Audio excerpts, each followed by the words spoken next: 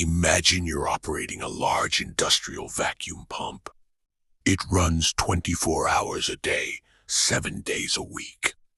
The process needs vacuum, so the motor simply runs at full speed. But here's the question. Does the process really need 100% airflow all the time? If not, where is all that extra energy going? This pump is running at 50 hertz and consuming around 30 kilowatts. Even when the factory only needs a small amount of vacuum, the motor keeps spinning at full speed. That's wasted energy. To understand why slowing the pump saves so much electricity, we first need to understand what happens inside a centrifugal pump. Every revolution of the impeller moves a certain amount of air. Double the rotational speed, and you roughly double the amount of air being moved. That's why flow is directly proportional to speed. But pressure behaves differently.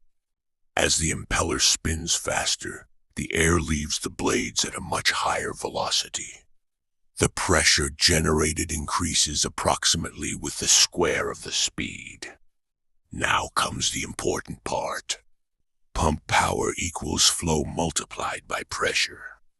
If flow is proportional to speed, and pressure is proportional to speed squared, then power becomes proportional to speed cubed. This is known as the cube law, or the third affinity law. Let's look at a real example. At 50 hertz, our pump consumes about 30 kilowatts. Reducing the speed to 40 hertz lowers the power to around 15 kilowatts.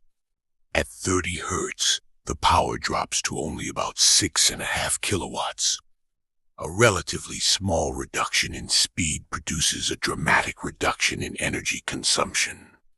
Instead of running at full speed and wasting excess airflow, a variable frequency drive adjusts the motor speed to match the actual demand. The pump only works as hard as it needs to. This is why variable frequency drives are so effective for pumps, fans, and many vacuum systems. A small reduction in speed can lead to surprisingly large energy savings because power follows the cube of speed. The next time someone asks why an inverter can save so much electricity, you'll know the answer. It's not magic. It's physics.